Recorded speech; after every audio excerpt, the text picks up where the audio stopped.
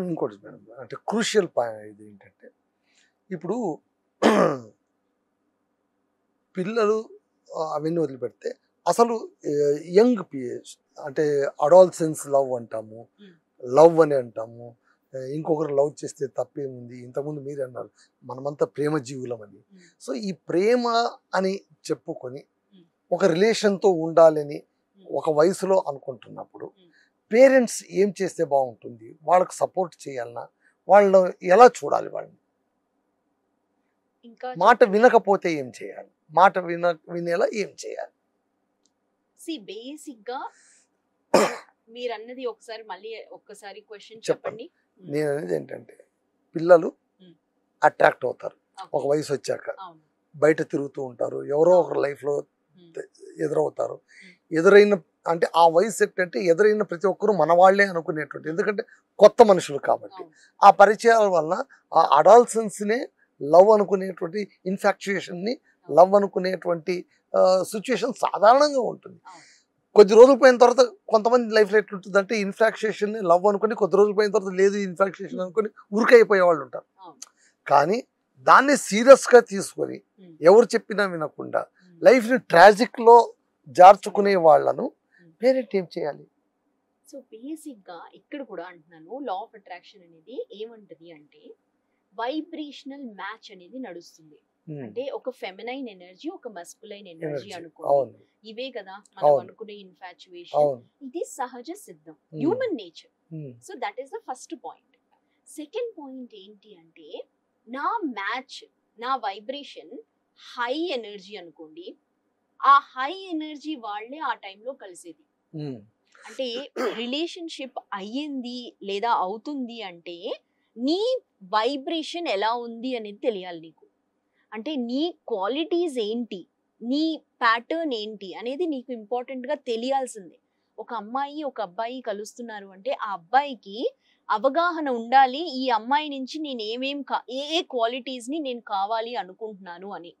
So it has to be a clarity అనేది వచ్చిన తర్వాతే there has to be a relationship. అంటే ఎలా నడుస్తుంది అది నేను అనేది ఏంటంటే ఇక్కడ ఏంటి అంటే these are all the reasons why there is a fluctuation. అయినా ఎనర్జీని మనం ఒక్కసారి రిలేషన్షిప్ లోకి అయిన తర్వాత there are so many emotions that they get connected, right? So ఎప్పుడైనా రిలేషన్షిప్ ముందు ఫస్ట్ మనకు అవగాహన రావాల్సిందే. So the qualities of a partner అనేది తెలియాల్సిందే. That is one of the lessons that an adolescent should know. అంటే మీరు అన్నట్టు infatuation, love, these are all like human part of life, హ్యూమన్లో కలిగే emotions. But there is something called emotional balance. Emotional balance కలగడం నేర్చుకోవాలి.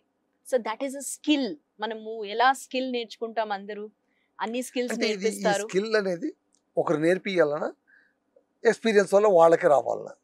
See, experience is like a learning or manifestation. Only two things అవుతాయి. ఒకటేంటి, success అవుతుంది ఆ relationship, లేదా failure అవుతుంది. Failure అయినప్పుడు that has to be a learning, not a failure. And then you can't get stuck there.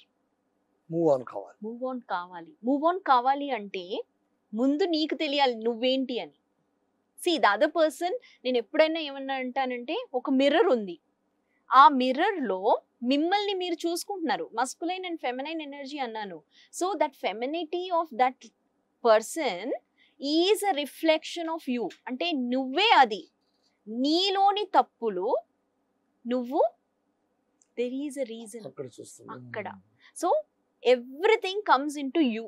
First thing is, if there was a relationship అంటే రిలేషన్షిప్లో ఏదైనా ప్రాబ్లం ఉండింది అంటే ఆ ప్రాబ్లంకి సంబంధించిన సొల్యూషన్కి ముందు మనలోని ఆ ప్రాబ్లమ్స్ కలిగించిన ఆ సిచ్యువేషన్స్ని ఆలోచించి మనం అక్కడ వర్కౌట్ అవ్వాలి. ఆ క్వాలిటీస్ని మనం మార్చుకోవాలి.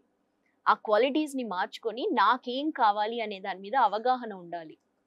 మీరు చెప్పిందంత థియరిటికల్గా చాలా అద్భుతంగా ఉంది.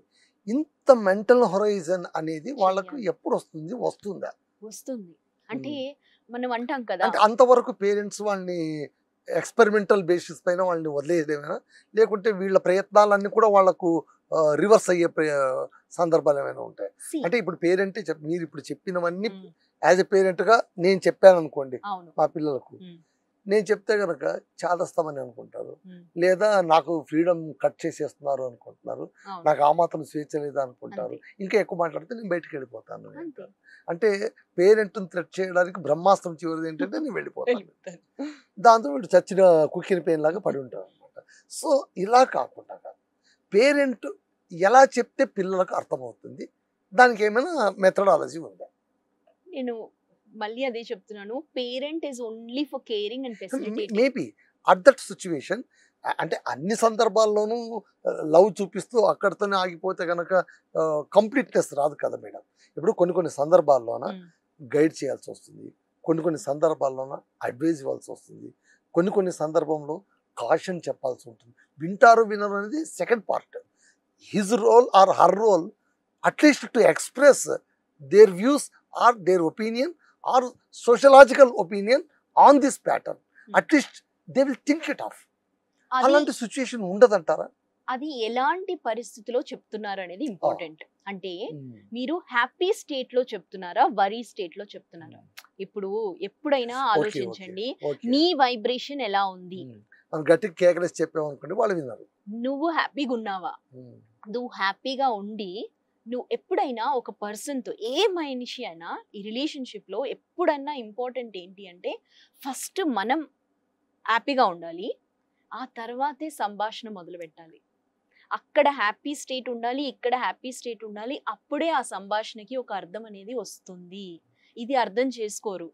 నేను హ్యాపీగా ఉన్నాను, ఆ మనిషి అక్కడ ఫ్రస్ట్రేషన్లో ఉన్నాడు, అప్పుడు కూర్చొని మాట్లాడామనుకోండి దెబ్బకి లేసి వెళ్ళిపోతారు. That is very important. అది కలిగించాలి. See time is the healer. మళ్ళీ మీరు వేదాంతానికి వెళ్ళిపోయారు. ఇది కాలం అన్ని చెబుతుంది.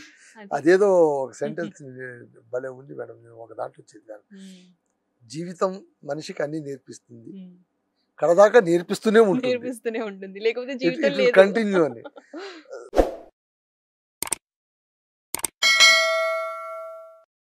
Hi friends, thank you for watching this video. ఈ వీడియో కనుక మీకు నచ్చినట్లయితే దయచేసి లైక్ చేయండి, షేర్ చేయండి.